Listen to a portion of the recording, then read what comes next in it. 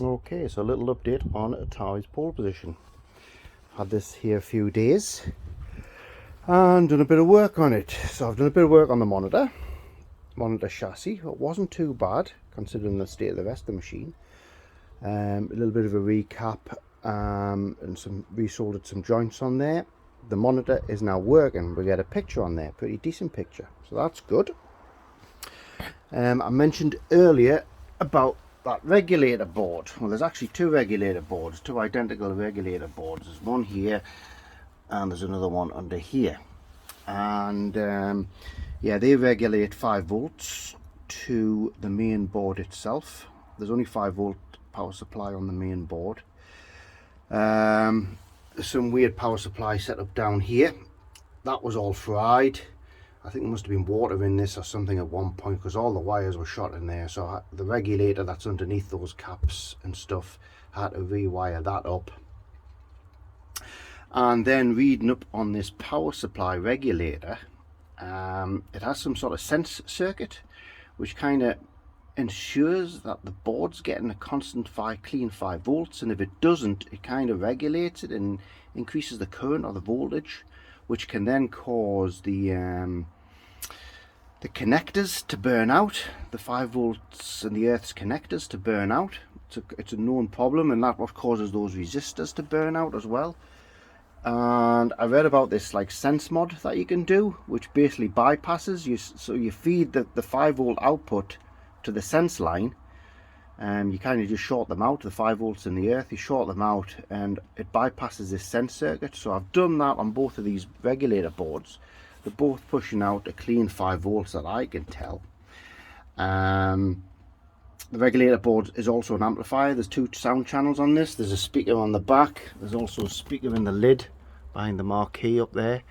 So there's 2 sound channels, and that regulator board is also some sort of amplifier for the sound as well. Well, they both are, one for each channel.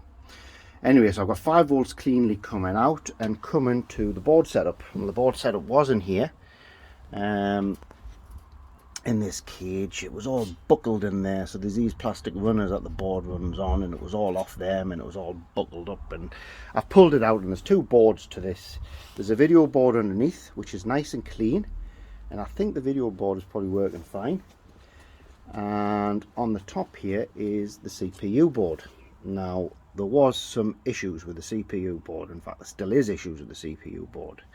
There's a battery backup situated on here, which I have taken off, and typical with all these 80s long-standing boards, the battery has leaked. So it leaked all over the board, and I've cleaned it up, not fully, but I have cleaned it up.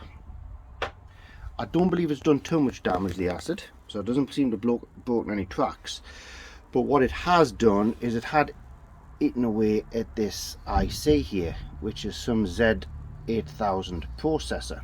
The actual board itself has 3 processors on it. There's a processor there, there's a processor here. Now these 2 processors are identical. They're the Z8002 processors, which I'm not familiar with. And as I say, this one was shot. It had corroded away on it, and it had corroded a couple of the legs off. And I thought I'd have a go trying to reattach the legs, but there's nothing to bloody reattach them to. I've tried angle grinding that down to see if I can get anything to solder the legs onto. There doesn't seem to be anything there, so a bit of dark magic on however those pins are attached. So on eBay, I've ordered 3 of these, or 3 of these equivalents.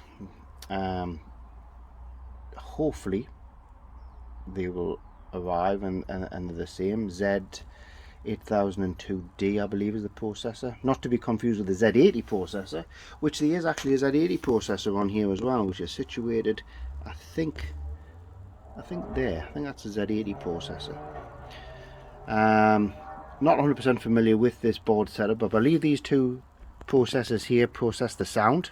Sound seems to be quite a complex system, and that's probably the main CPU for the game itself. There's a bunch of custom chips on here as well, and there's a bunch of standard logic chips on here, but there's not much more I can do until that processor arrives. That processor appears fine.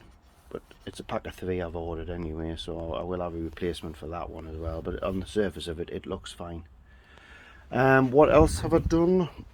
I've come round here, cleaned it all up. So marquee, sorry, the bezel is back in place the way it should be. It's not Australian anymore.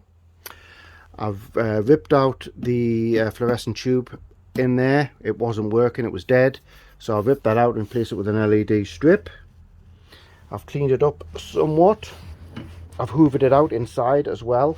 I've replaced the locks. I've replaced the bulbs in here, so as well as the PSU and the sense mod, and also the monitor chassis. So the moment of truth is, let's power it up and see what we've got. Well, of course, we're not going to expect pole position because we are missing that CPU, but both the boards light up. And as you expect, the game doesn't boot into pole position. It doesn't boot up fully at all, really, but that's to be expected. But as you can see there, that's a relatively decent picture coming off the tube there of corruption. So of course I've got the marquee lit up there now, nice. And I've also replaced the bulbs in there as well, just some subtle little touches. So those bulbs are working, the keys are in there. Does need painting up, of course. Steering wheel operates, appears to operate fine, so does the gear. So yeah, so that's it for the moment. So the monitor's running nice and cleanly, nice bit of neck glow there, no arcing. I have had to mess around with the harness a little bit to get the what is it? Because a couple of the tracks have burned out from that sense mod. So not only did it burn that resist out, it had burnt out the tracks on there. So rather than redo the tracks, there's all these test points on the board. So I wired these test points up on the graphics board. So that's how the graphics board's now being powered up. It's being powered up directly to these test points. And there's a recommendation online as well that you wire all of these test points up to improve the voltage continuity on the board, which I can do. I don't think that's necessarily an issue, but it was an easier way than rather than repairing those tracks. So that's where we're at the moment, waiting for these CPUs to arrive from the States. Nice bit of corruption on there. Yeah, but it sort of looks a little bit more like a pole position machine now, which I'm happy with.